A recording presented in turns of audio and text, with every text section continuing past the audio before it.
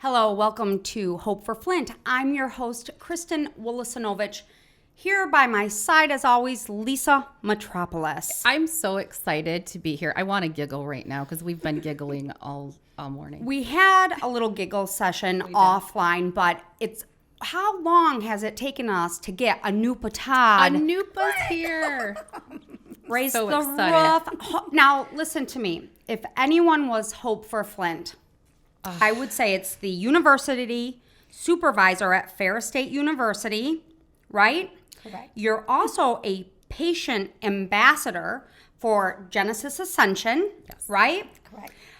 You were appointed Citizens Advisory Board for District 5 at the Genesee County Land Bank. You also are vice president at Genesee County Neighborhood Watch. Oh, Yes. I'm not done. We're not done by a long shot. You're president at Rotary Club of Grand Blanc. You studied master's degree in early childhood education at U of M Flint, right? That's it, yes. University of Michigan Flint. You currently live in Grand Blanc, right? Correct. And she's also a precinct delegate. That's a huge, all of it. It's crazy. I I would hire her if I had a job for anything right now. Yes. That is Yes. an impressive resume. Yeah. But where are you from? What is your native country? Well, I was born in India, and Okay. I have come over here when I was 2, and I have been blessed to be in this country, to be able to do so Great. many things for my community. Did your family come right to Flint? Yes, my parents Okay. came right to Flint and worked at the university and also at Mott College. Where did you go to high school at? I went to Powers. You did. Yes. Flint girl. Yes, You're just a kid from Flint. I am. Anupa. But, Lisa and I were talking when you first came into the studio, why it took so long, because you are such an advocate for this city. Why are you Always. so passionate about your city? Tell us what drives you. Well, I think when you think about people in this community, you think of how can you help them. Now, I'm not a philanthropist, I'm not rich, so I feel like what can I do Right. to give back to my community? And I have passion for people, and I think that's important because I'm blessed. I want to give my blessings out. So whatever I can do to help people in this community, I'm going to do it. I'm going to serve my community to the fullest capacity. Wow, that's incredible. And you do. You are consistently involved in not just philanthropy, but you are nails in the dirt. I mean, you really get into it. Literally, you get into it. try. You are you're on the side of the road doing picking things up. You're in the communities, serving the schools, the children, helping with adult care. You're doing everything you can in the community because and tell me if this is correct, your focus and your passion and your mission is to get into the community, get into politics to change policies, to change some narratives, to have a different voice. Well, you had mentioned she's precinct delegate. Delegate. Yeah, so tell us a little bit about that Yeah. role. Well, this is a new role for me. So what it is I am there to help be the voice for both the Democratic and the Republican Correct. parties. Correct. And to get that message out there, because I think the most important thing is to educate people. Yes. I think when you know what you are voting for, you know who you are supporting, it makes a big difference. Right.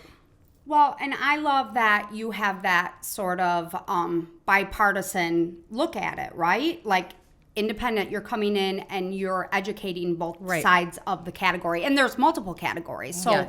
what you're doing is you're just educating people. That's true. Because at the end of the day, we all sit at the table and we all make decisions Right. together for our community. And the first place it affects is our own backyards. That is correct. And that's what you have really done a lot, because you ran for school board. I did. You have, you continue to, no matter the outcome, you continue to pursue that political passion. Tell us about that. Why is that so important to you? Well, I think it's important as a woman Yes. and also as a minority Absolutely. to make Yes. differences for our community. And while I may have not won my race, I did win because I had a valuable learning lesson.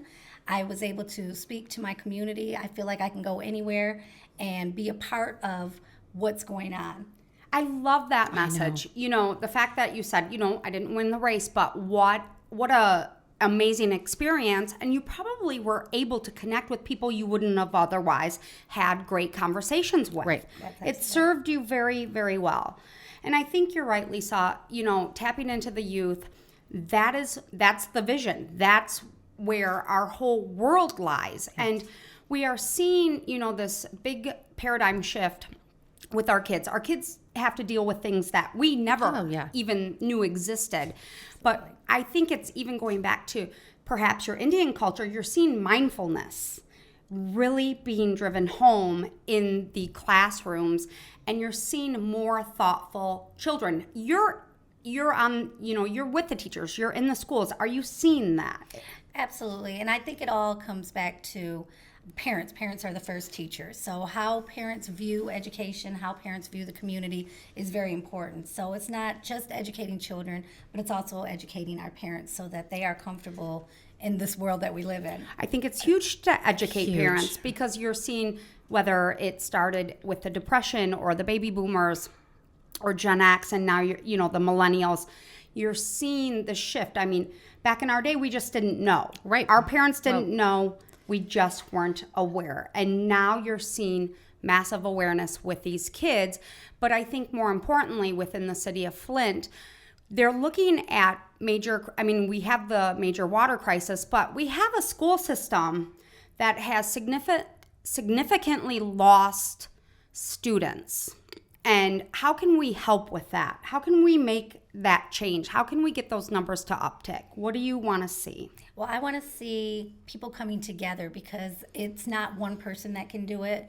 We need politicians that have the passion of education and that have been in those classrooms to actually see that. We also need our community to understand that these children come from different environments. That's right. So we have to bring that love to them, because I think a lot of them feel lost. So we need to embrace children and parents and staff and give people the morale that they need so that they can make a difference. All together we make a difference.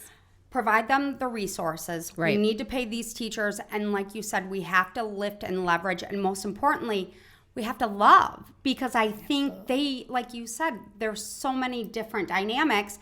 Sometimes they don't feel that self-love. And I think it starts there. It starts there. So Anupa Todd, real exciting things. I don't know if we can give the exclusive, but we know you're writing a book. And Yes. we know, you're out there. Tell us what we can see from Anupa Todd maybe in the next 2 to 5 years. You can see growth, of course, because we all need it. You can see joy, you can see happy, and you can see friendships, because that's very important. Right. And I'm so glad to be here with you two lovely ladies. I know. Wow. We're so excited. We love we love you, and we love when we can get together with you and share time with you. Well, I think you are a perfect example. We always say hope for Flint, but it's, we showcase leaders and politicians and business owners and people who are really moving the needle.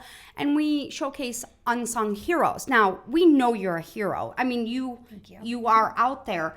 But I think that sometimes we need to come in and kind of raise a roof for our people who are, most importantly, undeterred. Yeah, absolutely. Absolutely. It doesn't matter. It doesn't matter. Anupa, you had mentioned, you had touched on that one of the biggest aspects and one of your biggest motivations in pursuing your role in politics and in the community is for women and minority women. And for myself and for Kristen, coming from someone who is a minority woman, for Kristen, who absolutely 100% more than that supports, has given so much of her own time and attention, people don't know how much, to minority causes. I think that is one of the things, especially in a district right now where you're so heavily involved in Grand Blanc. There's so many districts like this around the country where minorities aren't fully represented. You have been, it doesn't like undeterred because you continue to just show up and be a part of this and move. You are moving major needles. That is so important to you. Why is that so important to you? I think it's important because I am a mother first, and I want my daughter to see that I'm unstoppable. I'm going to try and try and try. No one will knock me down. No one's going to steal my joy. I'm going to come in. I'm going to That's a Z break- formation right there. break the glass ceiling, do what I can. And even, like I said, if I don't win the election, win the race, whatever it is, I still won because it's learning. Yeah. It's a learning experience. And I think, Lisa, like you said too, and I think it goes the same for you as well. Listen, this is not easy. There are tough times beyond words. Yeah. And you have to develop thick skin and you have to be so passionate. And I think both of you are leaders. You are leaders for so many people who don't have a voice or don't feel they have the Sure, voice. there's a lot of people that don't feel like they have one. That's exactly right. So really, for me, it's an honor and privilege to have you both here because I get to see you and I see the energy and what you put out there. And what I really see is the tough as nails. And they're both unstoppable. And I've seen some, hey, you don't mess with them. Let me tell you. But you have to have some of that grit to survive. Am I wrong? Absolutely right. Because in this world, unfortunately, not everyone is kind and not everyone is nice. But you stay kind, you stay nice, and you be positive. You don't drink their poison. Right. That's right. exactly That's right. It. That's it. Well, Anupa Todd, we love you. We look forward to all your beautiful endeavors that will be coming out. I'm sure there's more political career. I mean, I'm just saying. I would absolutely hope so. And I'm just going to say I'm volunteering. I'm signing up right now. Are you president of the Anupa Todd fan club? I am. All right, I'll be the secretary or the treasurer. I got it right here, my crew. Well, and real quickly too, I'd like to end being a patient ambassador. How rewarding is that for fun. you? That's the most amazing thing right now that I'm doing, I think, because there are a lot of patients that just need someone to talk to, and it's so rewarding. It's nothing like giving back, and I never leave without them smiling. I think, I didn't know that was a role that existed. Yeah. I think every single hospital, I mean, it may already exist, so I apologize if it does, but I think it's such a key role to receive feedback because you have that every day in the trenches. We have a lot of doctors and nurses, and God bless them. They save lives, but they're in the trenches every day. And I think what you give back is that, that personal care that sometimes we go in and we're scared and we're anxiety ridden, and the doctors and nurses are just used to their everyday workplace where you kind of give them a voice and probably give them some comfort and calm. Absolutely. It's cool. It's amazing. I want that job, Anupa. You listening, Genesis? Curly, if you haven't filled it, here I am. Call me. My resume looks just like Anupa's. Well, will you come back on Hope for Flint? Absolutely. Thank you. Keep me away. We adore you. Anupa Todd, thank you so much. Lisa Metropolis, as always. Thank you. Thank you so much. And I'm Kristen Willis-Hanovich, and this has been Hope for Flint.